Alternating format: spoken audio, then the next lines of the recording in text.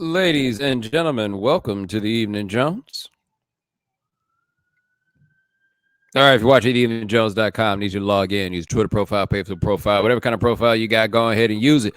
Once you do, you can participate in our chat room. You can also send in your questions, type them out, I'll put them up on the screen, or you got a webcam. You know, we can do this back and forth thing, though I have no idea the last time I did that because y'all can't be trusted. Hold on one second. I need to cough. All right. Right back at you. Hope you guys all enjoyed your, Thanksgiving holiday. Just kind of kicked it around here in scenic New York City. Let me tell you about this snow, though. So it snowed yesterday.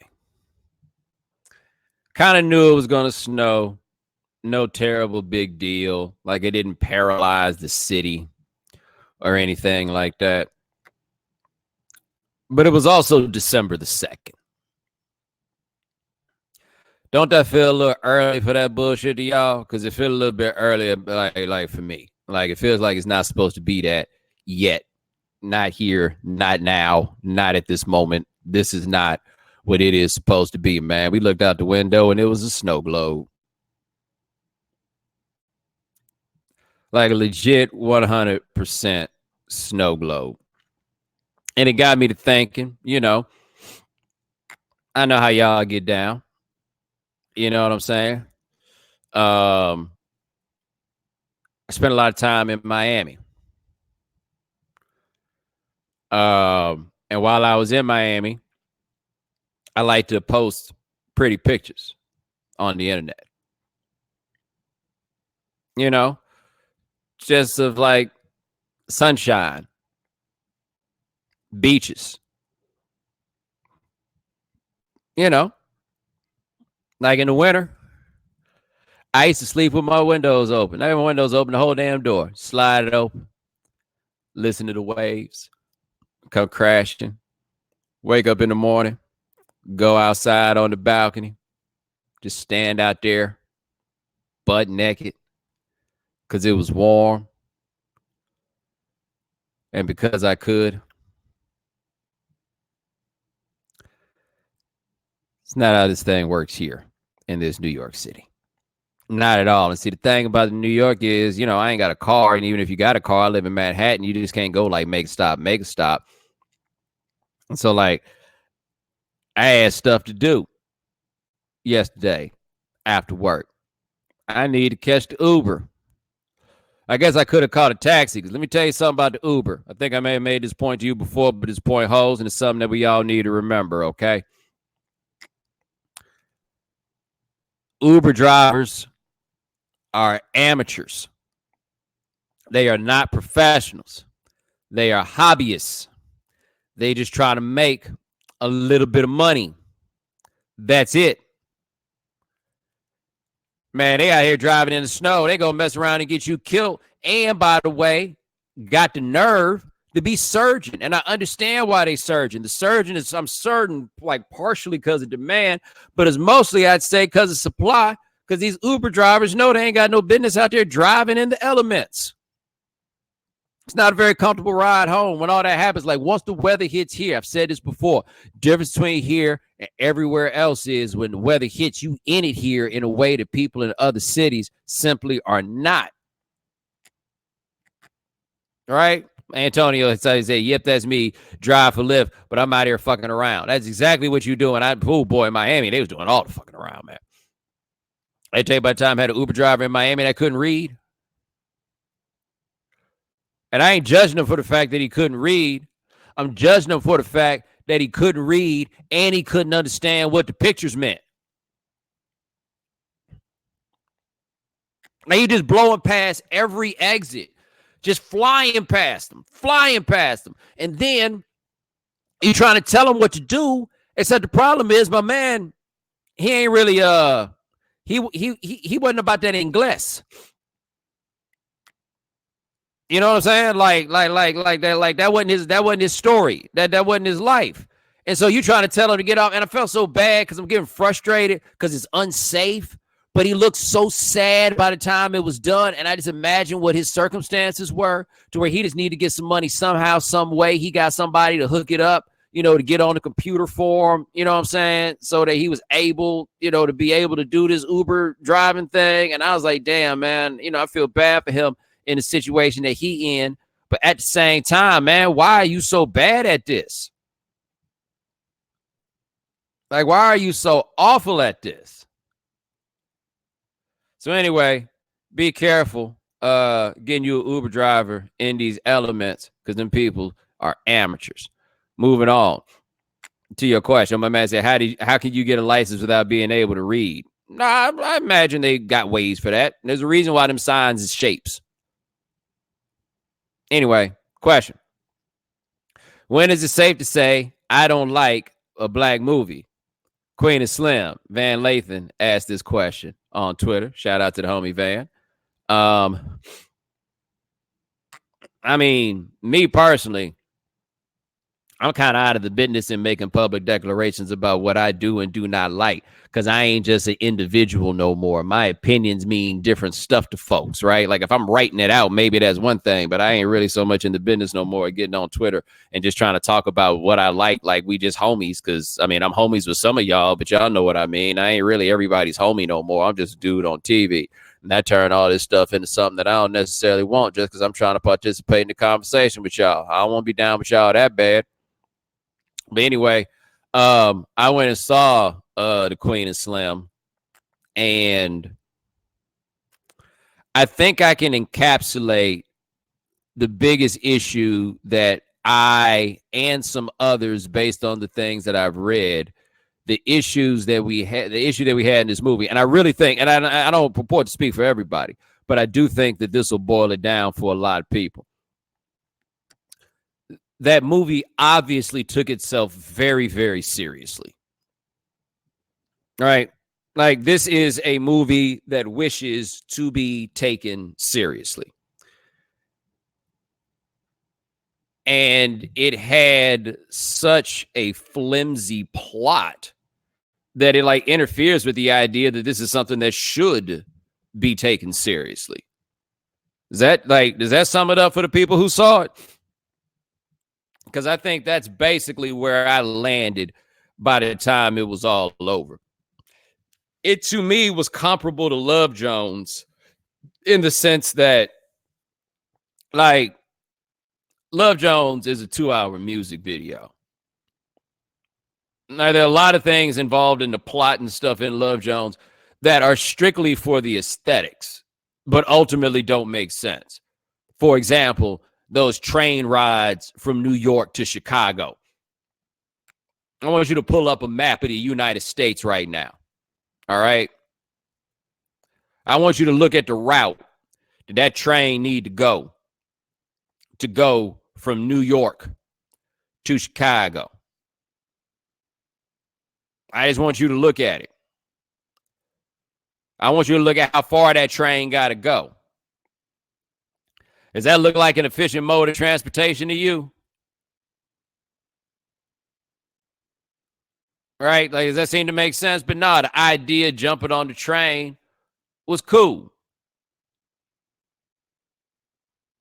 Right? So that's what it is. That's how I felt about this. Yo, these jokers,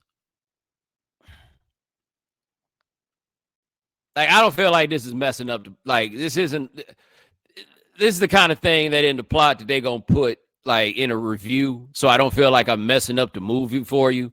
However, they're running from the cops. They done smoked the cop. They running from the cops. And they get all the way from Cleveland to New Orleans with no plan.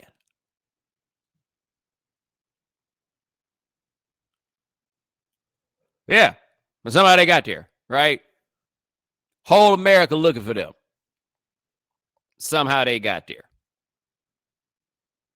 Okay. Right? And I guess part of this also is they weren't trying to make this movie into an action thriller, right? Which I totally understand. Except the problem is, if you just smoked a cop, it is required that everything after that be like you in an action thriller. Like, white people can't do that. They can't. They can't. But here's the thing, like, so those people in that movie, old buddy from Get Out. Let me look up how old he is. What was it, Kaluuya? All right, that dude is 30 years old. Okay. Old girl that's in the car with him. She's 33. Love Jones came out in 1996. I don't know how old this woman is supposed to be in the movie, but let's just like call it 30, right? Like I did some envelope math while the movie was going on. But anyway, let's say she's 30. And my man playing Coltrane, and she like, did you know about it before Love Jones came out? Love Jones came out when you was 10 years old.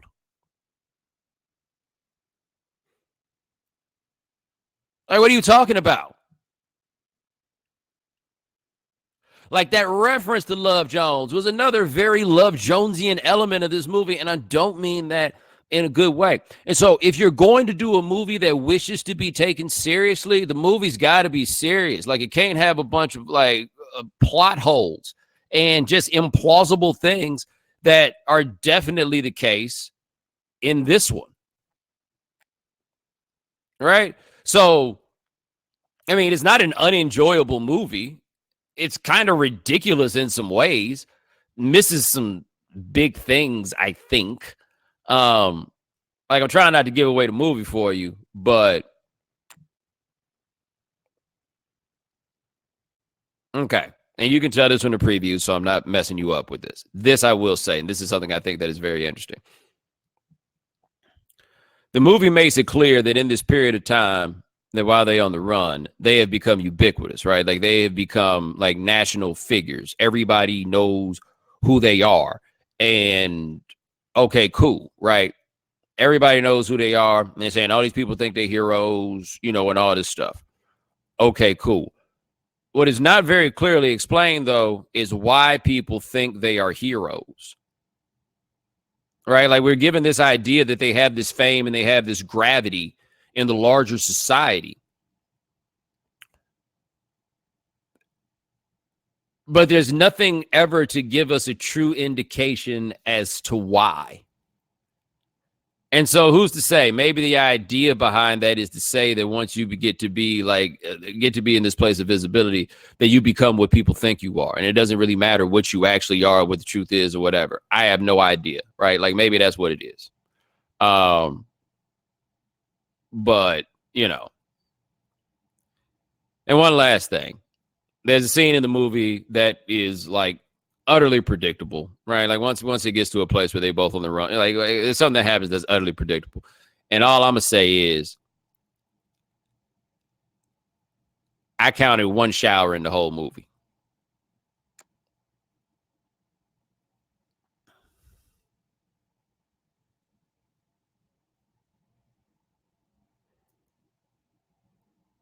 The whole damn movie.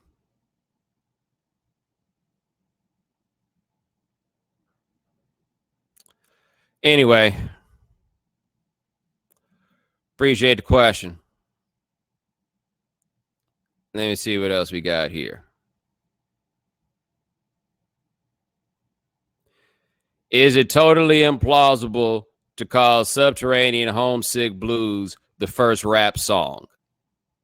Yes. Yes, it is. It is totally implausible to call it that. And what I have to say to people who ask this question is very simple. Can't you just let us have, y'all can't let us have nothing?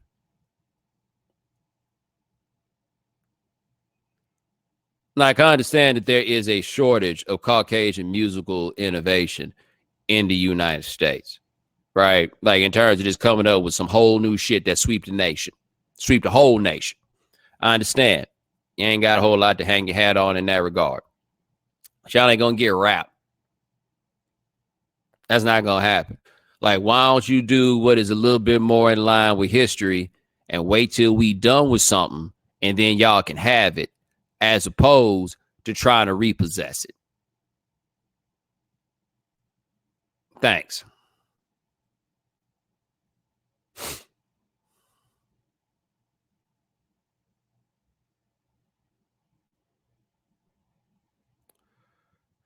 Appreciate the question. Need some more questions. But let me see what else we got here.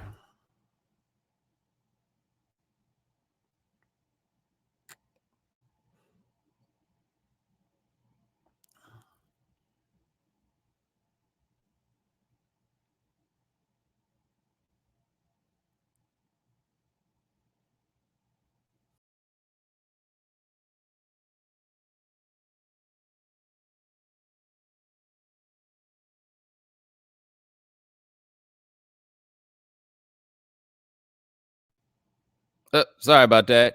Hey, EE, can you put the questions where we put the questions, please? Then I can put it up on the screen. Because I got to say, the rest of these questions are kind of struggling. No disrespect. Okay, here's this one. Writers really think Drake invented rapper turned singer. All right.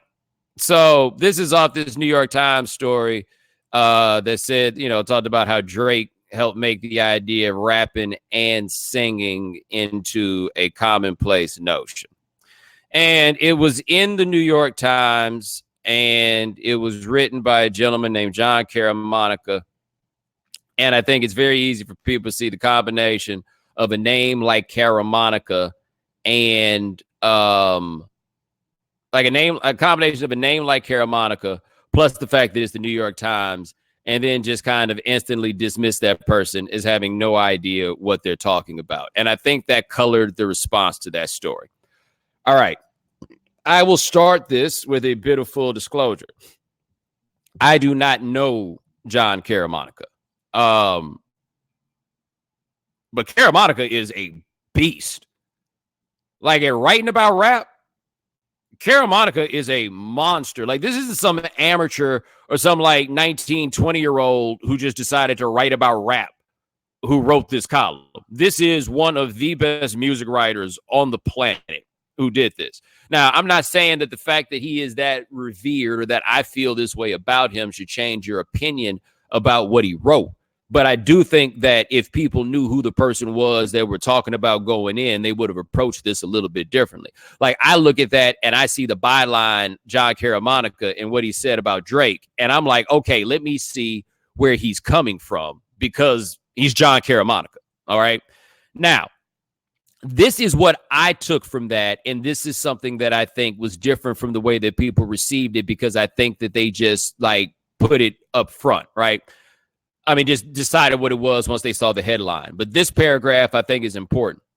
Drake's So Far Gone mixtape, released in February 2009, marked the arrival of new path. Singing is rapping, rapping is singing, singing and rapping, all woven together into one holistic whole. Drake exploded the notion that those component parts had to be delivered by two different people, and also deconstructed what was expected from each of them. His hip hop was fluid, not dogmatic, and in so remaking it, he set the template for what would eventually become the global pop norm. Now, I understand why people read this and then their response to this is, okay, well, there have been people who sang and rapped before. Drake ain't new to this. No, he's not new in that respect. But if you go listen to like Ray Shremmerd or something like that, you get left with this question. Is Sway Lee a rapper? You go look at somebody, and this is like a bit of a different plane, but it's a similar part of the discussion. Like Lizzo. Is Lizzo a rapper? Now, the difference with Drake, of course, Drake is so good at rapping when he's actually doing it that I look at that singing stuff as just like some other shit he does because he's bored, I suppose, or whatever it is. But like, I absolutely look at Drake as being a rapper in that way. Like somebody saying Lauryn Hill. Here's the thing about Lauryn Hill, though, and this is what Caramonica says. Like, the fact that you bring up Lauryn Hill, I think, speaks to the point that Caramonica was trying to make. When Lauryn Hill sang, she sang. When Lauryn Hill rapped, she rapped. right? Like there was a clear doing this, doing that. Even if she did both on the same song, it was very clear that it was one or the other. Drake has kind of taken the idea of a pop star to allow a hybridization of being a singer and being a rapper that did not exist previously. So like Nate Dogg, for example, Nate Dogg isn't like singing and rapping. He's just not very good at singing. But Nate Dogg wasn't rapping. Now you could say that he was like absolutely using what were the dominant hip hop themes of the time, but Nate Dogg was a singer, you know, as far as singing went with him, like rest in peace. But that's what it was. Now we can say here we treating the R like OJ now. Now this is the interesting thing. I'd agree with you on that R. Kelly is somebody who was in that lane, but R. Kelly was kind of starting as a singer. I think the idea that if you want to be a rapper, you can also be the guy that does this bit of singing. Drake wasn't the first, but it did really explode from Drake. Like, it's not too dissimilar to the fact that Michael Jackson didn't invent the moonwalk, right? But Michael Jackson doing the moonwalk is what made it what it was everywhere. I think that what he's saying about Drake is true in that respect. Somebody says here, Future. You're right about Future, but the thing about Future is Future hit the scene in 2012. Drake kind of sort of flipped this in 2009. Now, somebody's saying Ja Rule. Correct, Ja Rule did this. But there was a clowning of Ja Rule that took place that doesn't quite take place with Drake. Drake gets clowned, but Drake gets clowned for different reasons. Somebody mentioned 808s and Heartbreak. Yes, the thing about 808s, though, again, if you go listen to that all the way through, that's all Kanye singing. Like, he is a rapper doing a good album that is poor singing. Andre, the same thing. He's trying to be a singer. The thing about Drake is the effortless move between the two. Yeah, Kid Cudi did it. Like, Cara Monica isn't even making the argument that Drake was the first person to do it. But I do agree with his idea that nobody quite put it together in this way. I do agree with that. So I just don't think that this was nearly as ridiculous an idea as people made it out to be. I think that people saw the headline and were like, well, what about da, da, da? And since it was written by a white person, boom, they immediately went from there. But if you get a chance, check out the interview that Cara Monica did with Bun B. I don't remember what the publication is, but he just got Bun on the phone. He gets Bun talking about stuff like watching David Letterman when he was in high school.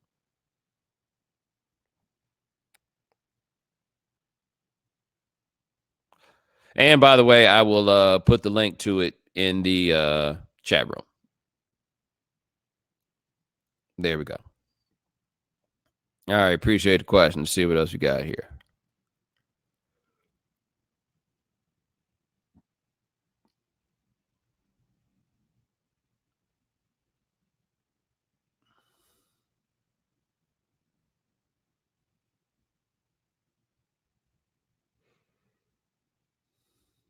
Somebody says here, why is Pablo so bad at dancing? Shit, Pablo probably better at it than I am.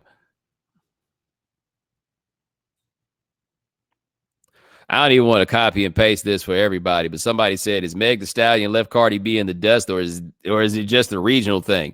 Son, I don't know what region you live in, but Megan's doing big business out here in these streets. Cardi B is doing Pepsi commercials. What dust exactly has Meg Thee Stallion left Cardi B in? What you talking about, like the actual making of music? Okay, like Cardi B is at that place where she ain't. Nah. To answer your question, no. No. The answer is no.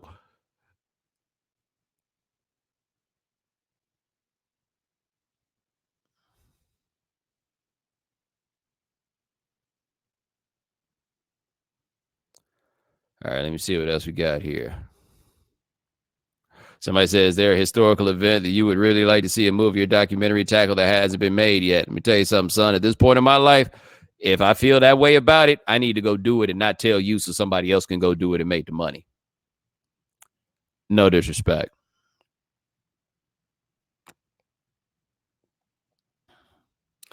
Considering some of the goats of Hollywood are in it, would you watch 3.5 hours of The Irishman?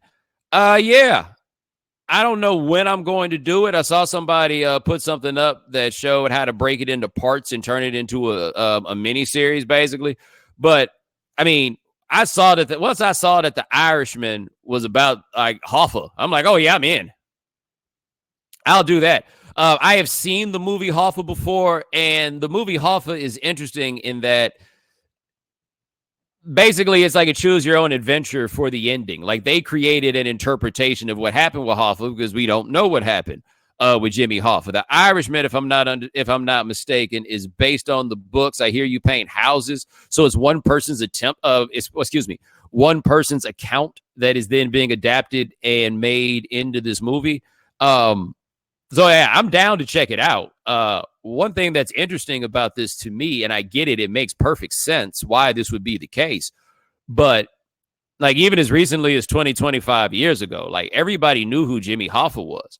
I feel like if I'm talking to somebody that's like under 35, like not even 30, I'm talking to somebody that's under 30. Do they have any idea who Jimmy Hoffa is? Like, I think it must be a fascinating watch for people who are of that age and to like get a grip on what the union situation was and how somebody like Hoffa could be so polarizing and also in some ways so popular among certain people, and like how like what fascinating figures these guys were. Like the idea of a union boss is something that just doesn't make any sense to people right now. And I don't blame people if they don't know who Jimmy Hoffa was, but like stand-up comedians used to always have jokes about Jimmy Hoffa. Like he was a thing, but we're not just far removed from what Hoffa, like we're not just far removed from Hoffa's life, but we're far removed from what gave Hoffa relevance, still being relevant to anybody now. Anyway, yeah, I think I'm gonna check it out.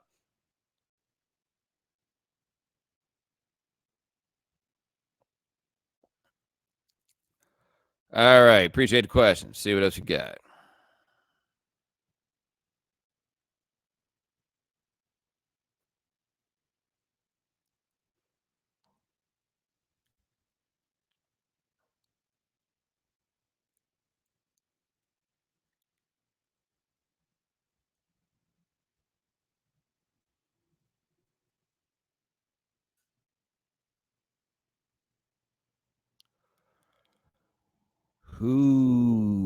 Let's see what we have here.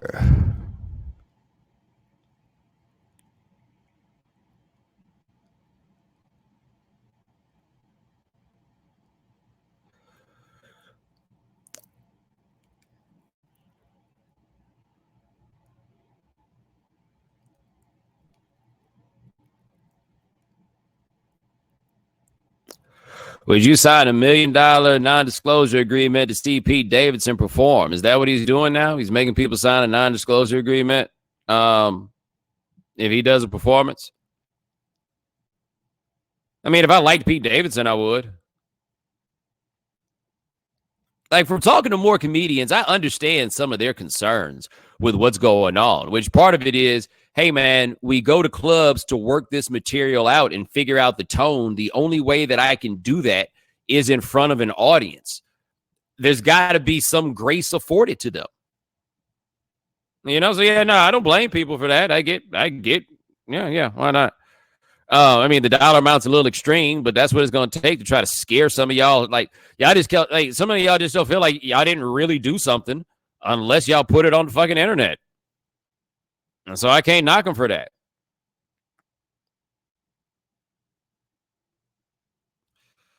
All right, guys, I'm trying to give you as much of me as I can, but I got to say, I don't have things here that I am that interested in answering.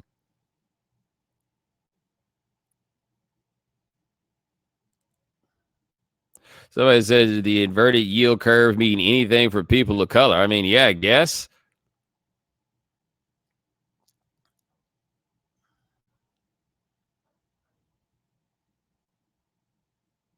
Yeah, somebody asked me about the video about a baby. I'm still not sure which is which.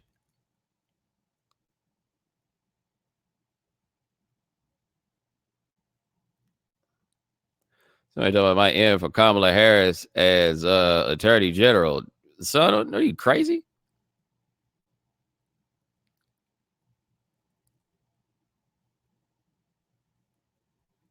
That is an interesting question. On this note, has any rapper had as dominant a decade as Drake in the 2010s? That's an interesting question. I think I was prepared off the rip to just dismiss it, except I can't. Now, here's the thing, though, that makes that tricky. The 80s, at least in the context, like for what we're discussing right now, like there wasn't enough of the 80s to even have something that's relevant to this. And the game just moved so fast. There was nobody who was going to be like at the top of the game in the early part of the 80s or 90s that it was even fair to expect to still have a career by the end. Like the lifespan of this stuff was just completely different at that point. And then you get guys who maybe started a little bit too early or like too late in a previous decade. So the whole situation doesn't wrap around quite the right way. So you get a dude like DMX, who was like, when you really go back and look at it, DMX was the number one dude in the game for, I mean, a good 5-6 years. Like DMX was bigger than Jay-Z. Yeah, may sound crazy, but that's what it was. But like for 98 to 03, like 50 kind of picks up the mantle after that point. But like from 98 to 03, he was that dude. And so last decade, like I think Kanye was probably the guy for that first decade of the 2000s, except that Kanye doesn't pick it up until 2004. To stretch that out, Jay-Z, who knows if he had decided like to be a rapper for the entirety of that decade, maybe it would have been him, but he wasn't. Drake became a really big deal right at the beginning and rode that thing all the way out in a way that I can't immediately think of someone who did the same thing. I cannot. Like even somebody's like 2000s Wayne, but I feel like the Wayne thing didn't really get popping until 04 when the Carter came out.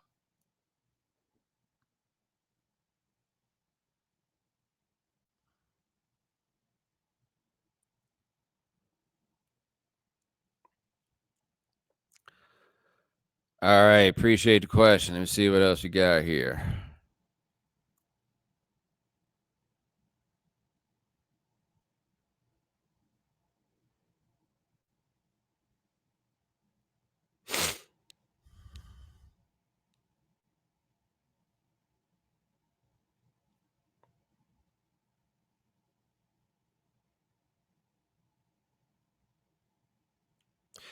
Yeah, man. Sorry, ain't really that much. Ladies and gentlemen, thanks so much for joining us here on the Evening Jones. Try to do this thing once every week or two. My man Lance Gilliam handles everything behind the scenes. Thank you, sir. Remember, if you can't watch the Evening Jones live, subscribe to the podcast, subscribe to the iTunes Store, subscribe to Stitcher Radio. Check us out at SoundCloud. You can also find us at the Google Play Store. And all right, talk to you guys in a little while.